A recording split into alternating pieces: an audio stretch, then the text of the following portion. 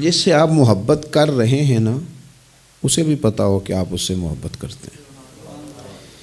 اظہار محبت کی جرت بھی ہونی چاہیے اور اظہار محبت کا سلیقہ بھی ہونا چاہیے۔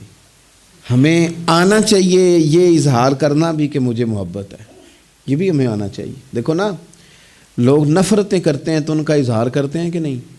اور مجھے جی یہ بات نہیں پسند، ناراض نہ ہوئیے گا، میں نہیں اس بات کو یہ ایک تو کہنے کی طاقت ہے، تو یہ کہنے کی طاقت کیوں نہیں کہ مجھے آپ سے محبت ہے؟ یہ کہنے کی بھی تو طاقت ہونی چاہیے نا۔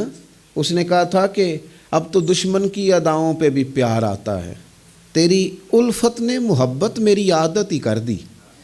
او بھائی، پیار کا بھی تو دیکھے نا، نبی پاک صلی اللہ علیہ وسلم نے وضاحت کی۔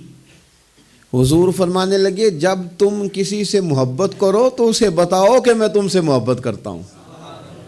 مشکات دیکھیے نا، حدیث موجود ہے، فرمایا اسے کہو میں تم سے محبت کرتا ہوں۔ معنی کیا ہے؟ اسے بتاؤ تاکہ اس کے دل میں بھی تمہاری محبت پیدا ہو جائے۔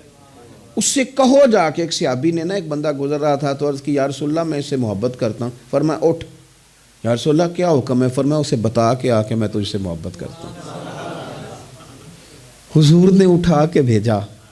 میں نے کہا اظہار محبت کی بھی تو جرت ہونی چاہیے نا، اظہار محبت کی بھی تو جرت ہونی چاہیے نا۔ شاید اسی لیے حضرت انس بن مالک نے کہا تھا یا رسول اللہ مجھے اللہ کی قسم میں رب سے بھی پیار کرتا ہوں، رب کے رسول سے بھی پیار کرتا ہوں، ابو بکر صدیق سے بھی کرتا ہوں، عمر فاروق سے بھی کرتا ہوں۔ تو نبی پاک علیہ السلام نے فرمایا سن، پھر تو جس چیز سے محبت کرتا ہے اسی کے ساتھ تجھے جنت میں داخل کیا جائے گا۔ تو سلیقہ بھی تو ہونا چاہیے نا۔ محبوب نے فرمایا جا بتا کے آ۔ تو صحابی گئے، جا کے کہا کہ میں اللہ کی رضا کے لیے محبت کرتا ہوں تم سے۔ تو وہ بھی صحابی تھے، کہنے لگے اچھا اگر تو رب کی رضا کے لیے مجھ سے محبت کرتا ہے تو میری دعا ہے رب بھی تجھ سے محبت ہی کرے۔